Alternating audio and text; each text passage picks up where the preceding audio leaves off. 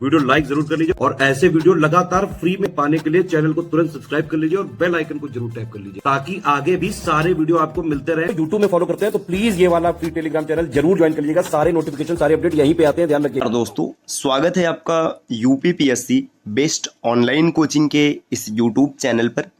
साथियों आज की इस वीडियो में हम लोग यूपीएसआई 2025 के लिए जीएस के महत्वपूर्ण सेक्शन भारतीय संविधान के बारे में समझेंगे। तो चलिए दोस्तों शुरू करते हैं आज के इस इंटरेस्टिंग क्लास को। इससे पहले एक जरूरी सूचना है दोस्तों, अगर आप यूपीएसआई की कंप्लीट प्रिपरेशन करना चाहते हैं जो चारों सेक्शन है मैथ्स, रीजनिंग, जीएस और हिंदी, तो आप प्ले स्टोर से ज्ञान सर एजुकेशन एप्लीकेशन जरूर इंस्टॉल कीजिएगा। और अभी एक विशेष ऑफर चल रहा है जिसके तहत आपको कंप्लीट कोर्स 80% नहीं, ये 90% डिस्काउंट पर मिलेगा दोस्तों। मतलब प्राइस हो जाएगी मात्र 99 रुपये। जो यहाँ पे 199 दिख रहा है ये आपको सिर्फ 99 में मिल जाएगा। और जो टेस्ट सीरीज होने वाला है, टेस्ट सीरीज देखिए यहाँ पर जो 99 रुपये शो हो रहा है, ये 99 नहीं, ये 49 रुपये का मिल जाएगा। ये ऑफर सिर्फ 15 सितंबर तक है, तो आप इस ऑफर का लाभ ले सकते हैं। आप कंप्लीट कोर्स और टेस्ट सीरीज को जरूर परचेज कीजिएगा अगर 2025 में आपको दरोगा बनना है तब। तो चलिए अब बढ़ते हैं आगे अपने क्लास पर। देखिए अगर बात करेंगे संविधान की बात करें तो जो यूपीएसआई का सिलेबस है, यूपीएसआई के सिलेबस की बात करें तो 160 प्रश्न होने हैं कुल। 160 प्रश्न 4 सब्जेक्ट से आएंगे। मैथ से 40 क्वेश्चन रहेगा, रीजनिंग से भी 40 क्वेश्चन आएंगे, इसके बाद हिंदी से भी 40 क्वेश्चन आएंगे। और जो जीएस का सेक्शन होगा या फिर आप इसे मूल विधि कह लीजिए, इसमें 3 सेगमेंट से प्रश्न आएगा। पहला मूल विधि रहेगा या फिर आप बेसिक लॉ कहिए।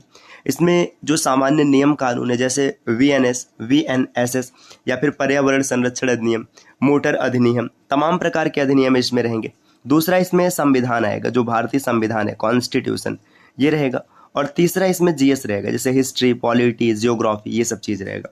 तो देखिए 3 सेगमेंट में बटा है जिसमें मूल विधि, कॉन्स्टिट्यूशन और जो हिस्ट्री, पॉलिटी, इन सब का रोल होने वाला है। History, geography, economics. तो संविधान का बड़ा रोल है। अगर आप यहाँ पर चीज़ों को बैलेंस कर लेते हैं तो आराम से आप एग्जाम क्वालिफाई कर पाएंगे।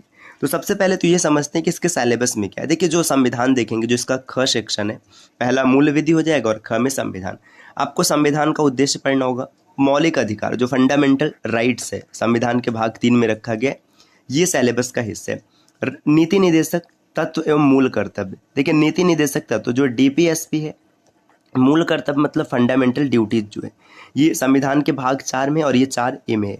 संसदीय व्यवस्था, केंद्रीय एवं प्रादेशिक सरकारों का गठन और उनके अधिकार, कानून बनाने का अधिकार, स्थानीय शासन, केंद्र और राज्यों के बीच संबंध, निर्वाचन तथा अन्य महत्वपूर्ण जानकारी में संवैधानिक अनुसूचियाँ, अखिल भारतीय सेवाएं जो होती हैं और उनके चयन पद्धति आदि के विषय में सामान्य जानकारी। तो ये संविधान का कंप्लीट सिलेबस है जो कि आपको यूपीएसआई के लिए पढ़ना है।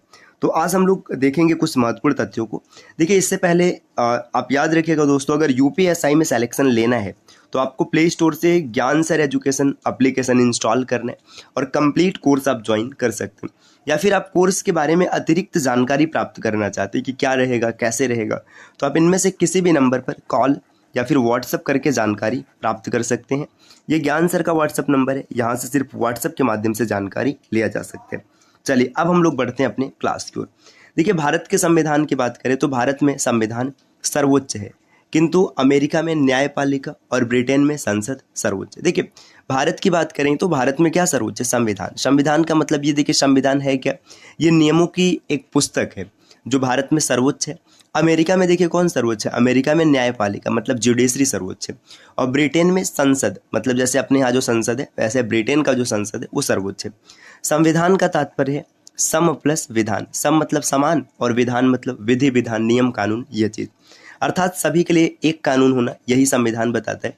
भारत का संविधान दुनिया के किसी भी देश का सबसे लंबा लिखित संविधान है। देखिए यहाँ से एक चीज़ क्लियर कीजिएगा कि जो अलग अलग देश है उनमें 2 प्रकार के संविधान होते हैं, एक लिखित मतलब रिटन और एक अलिखित मतलब नॉन रिटन। देखिए भारत का संविधान लिखित संविधान है, अमेरिका का संविधान लिखित संविधान है। इसी तरीके से यहाँ पर अगर आप देखेंगे जैसे सऊदी अरब हो गया, कनाडा हो गया, इन सब का संविधान अलिखित है। तो जो लिखित संविधान, इसमें सबसे बड़ा जो संविधान है वो भारत का संविधान है। भारत के संविधान के बारे में आपको पता होगा कि 395 अनुच्छेद है। पूरी दुनिया का सबसे बड़ा संविधान भारत का है।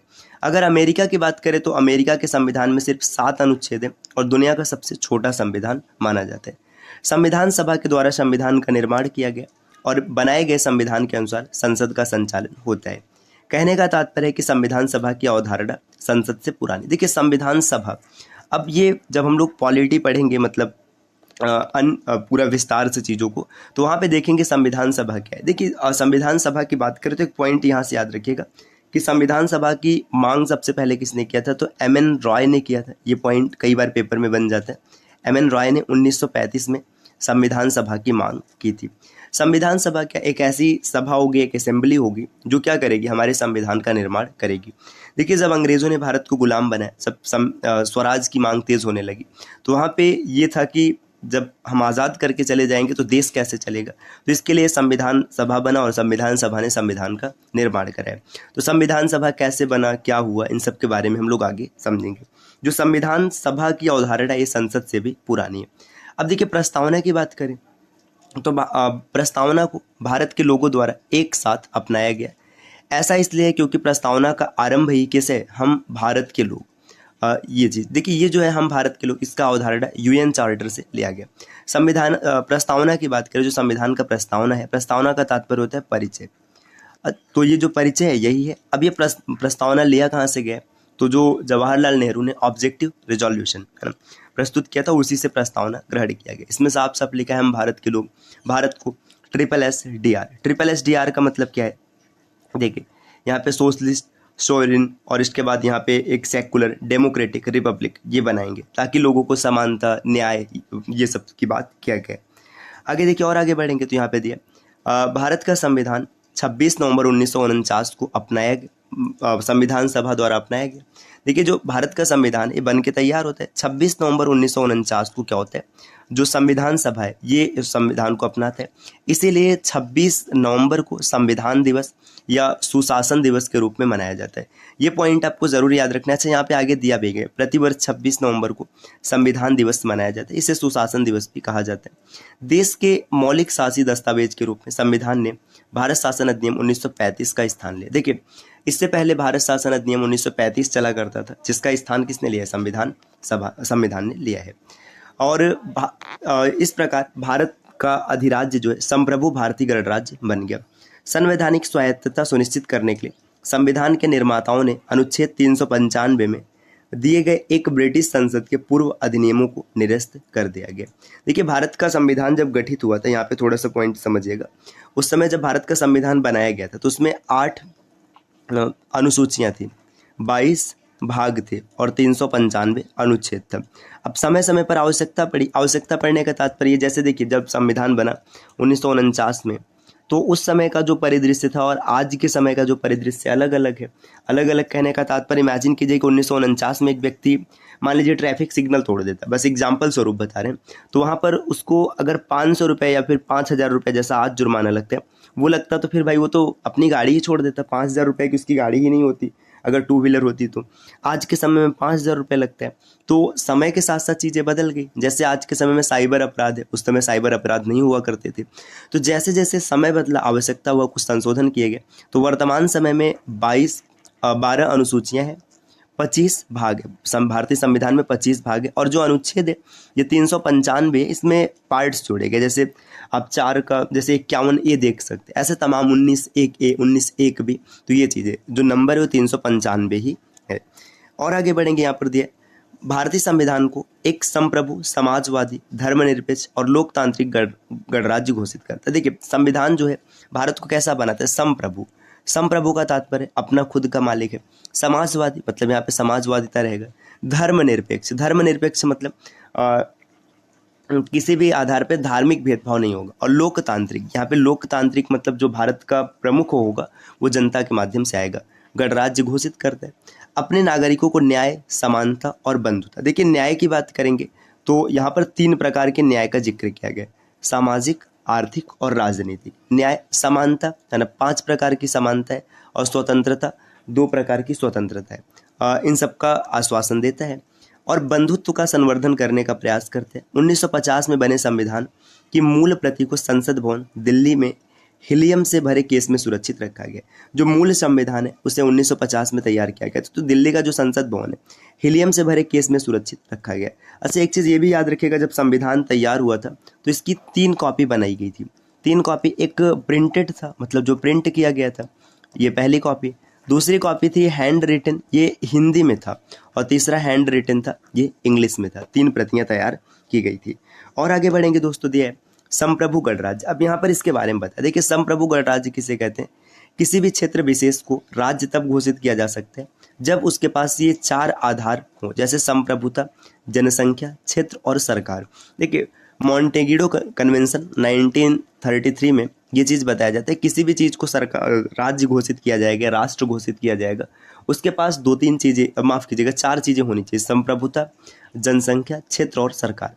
संप्रभु अर्थात कोई देश अपनी भौगोलिक सीमाओं के अंदर विदेश नीति और आंतरिक कानून के लिए स्वतंत्र है, कोई भी देश हस्तक्षेप नहीं करेगा। संप्रभु मतलब खुद का मालिक है। जैसे भारत के संदर्भ में देखा जाए, यहाँ पर एक ऑड सा मैप ड्रॉ करते हैं, मान लीजिएगा ये भारत का मैप है, ठीक है, ये ऐसे ऑड से ही खींचा जा रहा है, ठीक, ये ठीक, मान लीजिए ये भारत है, ठीक है, एक बस कल्पना मात्र है। अब ये भारत अपनी सीमा के अंदर कुछ भी करे, ये स्वतंत्र है, कुछ भी करेगा, तात्पर्य मतलब यहाँ पर जो भी परिवर्तन करता है सरकार, सत्ता, इसमें कोई भी बाहरी शक्ति हस्तक्षेप नहीं करेगी। यही संप्रभु का तात्पर्य है। इसके बाद समाजवाद की बात करें तो समाजवाद क्या है? यह एक सामाजिक आर्थिक दर्शन है। इस व्यवस्था में धन स्वामित्व का नियंत्रण और वितरण समाज के पास रहता है। समाजवाद का उदय यूरोप के औद्योगिकरण की अन्योन्य क्रिया से हुआ है। भारत में सर्वप्रथम समाजवाद से प्रभावित स्वामी विवेकानंद थे। देखिए समाजवाद से सबसे पहले भारत में कौन प्रभावित हुआ है? तो स्वामी विवेकानंद जी। लेकिन वर्तमान भारतीय समाजवाद महात्मा गांधी, आचार्य नरेंद्र देव और जयप्रकाश नारायण से प्रभावित है। जो वर्तमान की स्थिति है किससे प्रभावित है? आचार्य नरेंद्र देव हैं, जयप्रकाश नारायण, इन सबसे प्रभावित है। भारत में लोकतांत्रिक समाजवाद है और कार्ल मार्क्स का समाजवाद वैज्ञानिक समाजवाद है। तो कार्ल मार्क्स भी इन्होंने दिया समाजवाद के बारे में चीज़ें बताई। देखिए लोकतांत्रिक गणराज्य की बात करें, अर्थात भारत में अप्रत्यक्ष रूप से जनता का शासन होगा। ये बात क्यों कहा गया? क्योंकि देखिए जो प्रधानमंत्री होते हैं, जो मुख्यमंत्री होते हैं, वो जनता के द्वारा चुनकर आते हैं। जनता वोट करता है, जिसके द्वारा चुनकर आता है। तो अगर मान के चलिए एक ऐसा प्रधानमंत्री या फिर एक ऐसा मुख्यमंत्री जो जनता के अनुरूप कार्य नहीं कर रहे, तो अगले 5 वर्ष बाद क्या होगा? जब फिर से चुनाव होगा तो जनता उसे सत्ता से हटा देगी। तो इसलिए अप्रत्यक्ष रूप से जनता का ही शासन है। वह व्यक्ति राज्य में सत्तासीन होगा जो जनता चाहेगी। गणराज्य का मतलब है कि राष्ट्र का जो प्रमुख है, राष्ट्र का प्रमुख मतलब राष्ट्रपति, वह निर्वाचित होगा। निर्वाचित मतलब वंशानुगत नहीं, ऐसा नहीं कि राष्ट्रपति का बेटा ही राष्ट्रपति होगा, ऐसा नहीं चलेगा। देखिए जो राजतंत्रात्मक देश होते हैं वहाँ अभी भी ऐसा चलता है, जैसे ब्रिटेन हो गया, सऊदी अरब हो गया, वहाँ पर भाई ब्रिटेन में जो मतलब प्रिंस है, जो किंग है, जो क्वीन है, उन्हीं के परिवार से आएगा। उन्हीं के परिवार से क्या होगा? जो अगला आएगा वो राजा बनेगा। लेकिन भारत में ऐसा नहीं है, राष्ट्रपति का पद निर्वाचित होता है। ये अप्रत्यक्ष निर्वाचन इसी, लेकिन निर्वाचन के माध्यम से होता है। अब देखिए यहाँ पर दिया है जो भारतीय संविधान के प्रमुख अनुच्छेद है, तो इनके बारे में हम लोग अगली क्लास में चर्चा करेंगे और एक एक करके चीज़ों को विस्तार से समझेंगे। तो साथियों यूपीएसआई के कंप्लीट प्रिपरेशन के लिए आप ज्ञान सर एजुकेशन एप्लीकेशन इंस्टॉल कीजिएगा। अभी मात्र 99 रुपये में कंप्लीट स्टडी मटेरियल और 49 रुपये में कंप्लीट टेस्ट सीरीज मिल रहा है। आपको कूपन कोड अप्लाई करना है, ज्ञान सर डिस्काउंट। जैसे ही आप ये कोड अप्लाई करेंगे वहाँ पर 90% का ऑफ आपके लिए हो जाएगा। तो इस कोर्स को आप परचेस कर सकते हैं। तो उम्मीद है कि चीज़ें आपको पसंद आई होगी। मिलते हैं साथियों आपसे अगले वीडियो में कुछ नए और इंटरेस्टिंग इन्फॉर्मेशन के साथ। तब तक के लिए नमस्कार।